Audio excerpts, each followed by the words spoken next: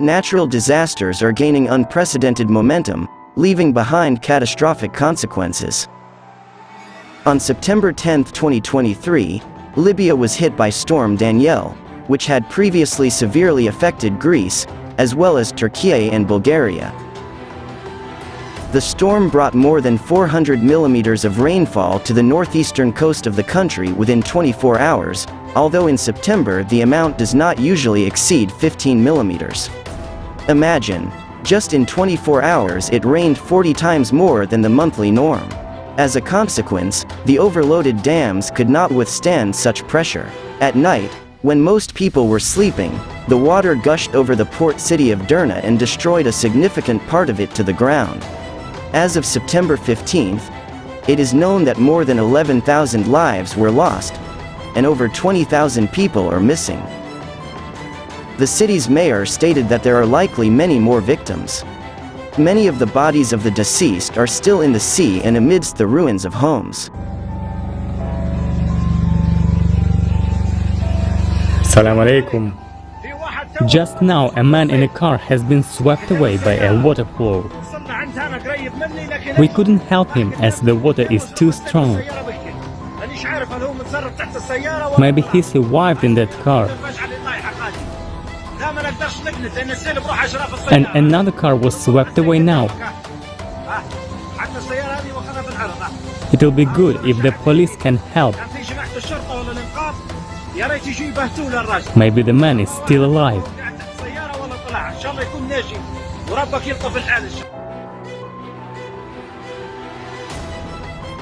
Then we heard an explosion, and water entered populated areas fast. Everything happened fast. Maybe it's God's will.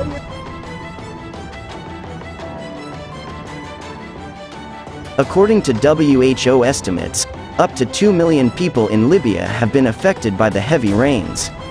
As for the reasons behind such a high number of casualties, experts are currently expressing their opinions cautiously, but almost all point out that for many years, no one paid adequate attention to the condition of the dams. Therefore, when Storm Danielle hit the Libyan coast, the dams failed. The catastrophe in Libya leaves many questions and misunderstandings about what is happening, but what the people had to endure is truly horrifying. We need to bury dead bodies in groups. Only in one hospital there are 1,000 bodies. Children, women, men, and old people. Assalamu alaikum. Today, I came back to Derna at 7 in the morning. I've just buried my daughter and her grandmother. My wife is still missing, and I will come back. And with God's help, maybe I will find her here. Maybe she's still under the collapsed house. Takes much work to get people from under collapsed buildings. Many people died. I lost many of my acquaintances. هذه بنتي الثانية الأولى توفت والثانية هذه حتى توفت رحمة الله عليها.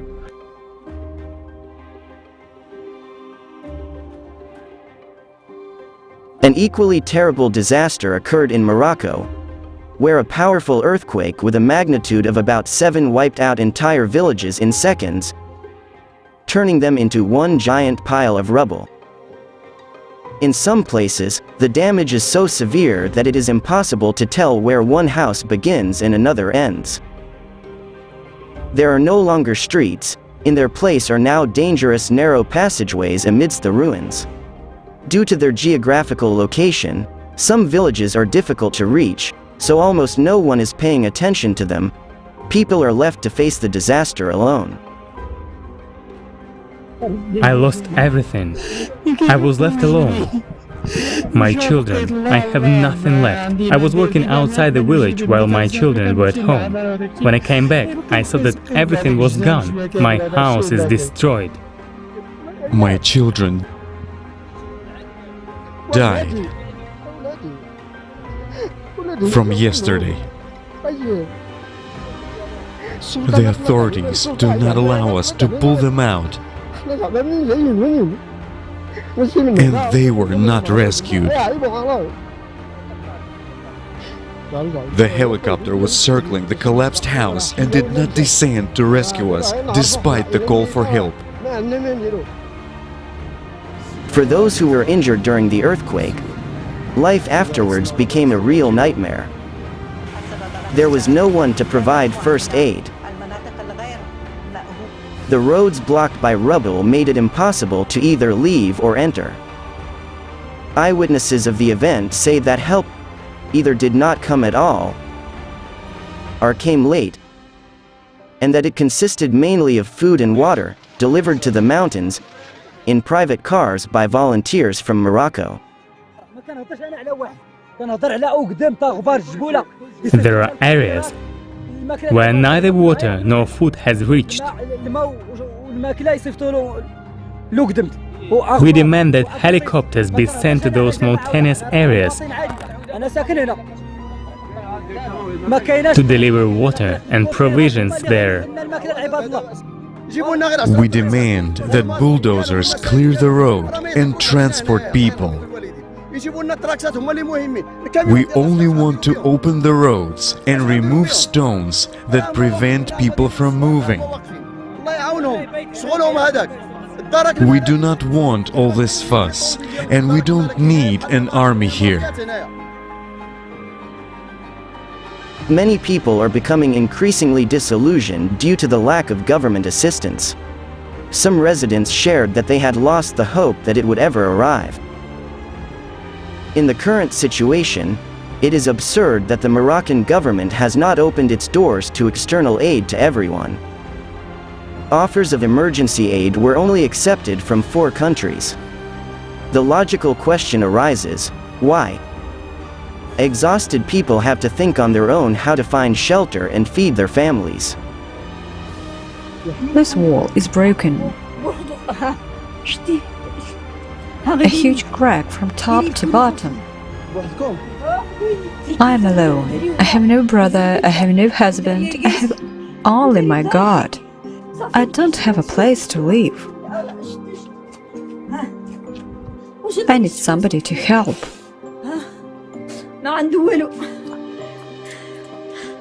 You need safety, and there is no house. I don't have anybody in this life. I don't have a father. I don't have a mother. I don't have a brother. I don't have a husband. I have nothing. I have only my God. He is my savior. Where are the volunteers? No one came to us with shovels and tools to clear the rubble. No one left either a bottle of water or a tent where we could have shelter. Where do we live? Is this an Islamic state? Is this Islam? The smell comes from the corpses. There is no electricity, no food. We are in real suffering. There is no water, no food, no road, nothing at all. There is the smell of decomposing bodies everywhere, and no one came to help us. According to official data as of September 15th, about 3,000 people lost their lives and more than 5,500 were injured.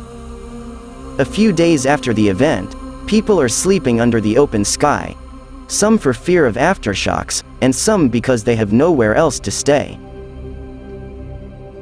It is terrible to imagine what will happen when winter comes, if already now in the mountainous areas local residents, especially children, are suffering from a sharp drop in temperature at night. About 11 o'clock, there was an earthquake. People were in their homes, and many were asleep. In this house, everyone was also sleeping, except for the great-grandmother. When the house started shaking, she screamed and woke everyone up with her scream. They ran out of the house, and the house collapsed. It was their great-grandmother who saved them from certain death. We are suffering from a shortage of medicines, especially from diabetes and blood pressure. Until now, we have not received medicines. So we ask the authorities to visit these people from time to time. For all of us Moroccans, there is no other God but Allah. Since yesterday morning, nothing has been brought to us. No water, no food. Several young men brought us bread. At the moment, I've had breakfast. I'm a diabetic. I need to eat and take my medication on time. But there is no food in the shops, and we have no money. We can't buy anything. Many media outlets describe what happened in Morocco and Libya in the most dramatic detail. But almost no one writes about the fact that, unfortunately, such catastrophes will intensify in the coming years. This is such a global and common problem that it can be solved only by united humanity. Yes, now we must all help each other with all our might. But will this solve the problem globally?